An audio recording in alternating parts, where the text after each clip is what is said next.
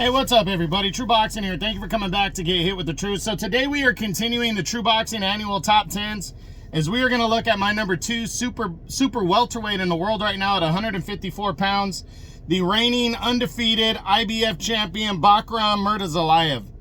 Now, before we get into that, if you could smash the like button, leave a comment, or subscribe to the channel, I really do appreciate any and all support that I can get as I continue to build my channel here. So Murtazaliev, what a jump in an impact in the division in 2024. This guy, really, I wouldn't say came out of nowhere. He came out of nowhere in terms of how good he is, but we knew that he was due a title shot in the IBF for a long time, as he was waiting around for Jermell Charlo, taking step-aside money as Charlo was the undisputed champion. Finally, Charlo gave up the belts early in the year, and the vacant title was scheduled to go on the line between Murtazaliev and German Jack Kolke. Kolke never really amounted to much outside of, he was a European champ and a solid fighter there. He had fought Demetrius Andrade for a title years ago, and Andrade beat him. But, I think most hardcore boxing fans knew that if Murtazaliev could beat Kolke, then we'll see what he can do after that, because Kolke was a good kind of test, and it ended up being a really good fight between the two for the vacant title. They went at it, but Murtazaliev broke down Kolke and ended up stopping the older Kolke in the 11th round of their fight impressively and captured the vacant IBF title. But people were like, so what? That was because Charlo gave up the belt. Well, his defining test came 5 months later. In October, he would put the title on the line against mandatory challenger and former WBO champion Tim Tszyu of Australia. Most people were not giving Murtazaliev any chance in this fight. Tim Tszyu came in a big favorite. People were saying that he should still be champion, that a bad cut down the middle of his forehead cost him the fight with Sebastian Fundora earlier in the year, and this was his title now. He was just going to reclaim a world title and put himself back at the top of the mountain at 154.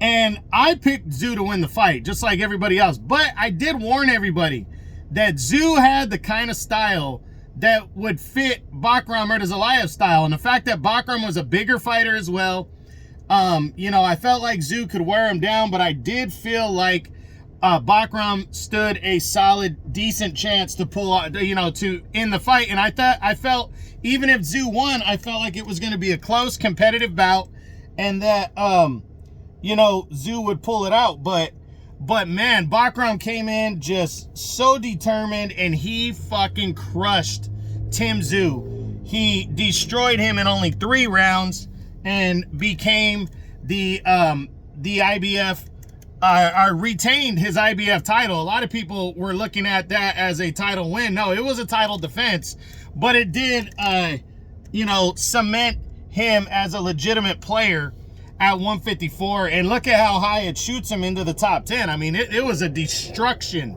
of Tim Tszyu. He beat the shit out of Tim Tszyu, and it was just an impressive win. Now, do I think Tim Tszyu took him lightly?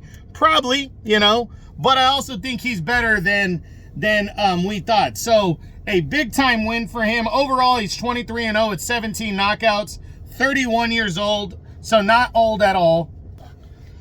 So I really like Bakhram Murtazaliev. I am really looking forward to seeing what he can accomplish in 2025. I mean, and I'm interested in seeing who actually steps to the line and fucking fights him this year, because the guy, he's a beast. He's a beast. He's going to be a difficult opponent for anybody, but after the win that he had, I think it's going to be hard to avoid this guy and ignore what this guy can bring to the ring, because he is, as I said, he is a legitimate player at 154, and 154 is one of the top 2 or 3 divisions in all of boxing, and I just think it's going to be super exciting to see what he can do this year. Now, he is currently in optional mode.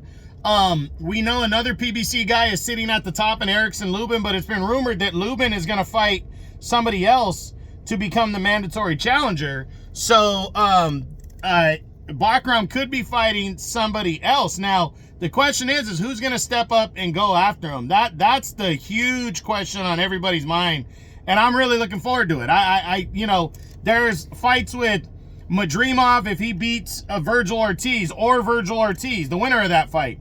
A unification with Sebastian Fandora could be on the table. You know, who knows? Maybe Crawford, if the Canelo fight doesn't come through, maybe he'd be willing to fight him. So we just got to wait and see. And then Sergey Bohachuk, he actually mentioned Bohachuk's name, and I think that would be a fucking war. So we're going to see. I'm looking forward to seeing it, to seeing what Bakhram does. I'm looking forward to seeing if he gets a defense, if somebody's willing to unify with him. It's going to be an interesting year.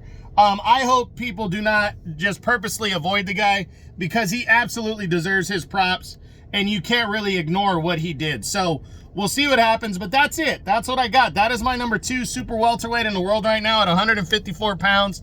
The reigning undefeated IBF champion, Bakhram Murtazaliev. I hope you enjoyed the video. If you did, smash the like button, leave a comment, or subscribe to the channel. I appreciate any and all support. This is True Boxing, and you've been hit with the truth.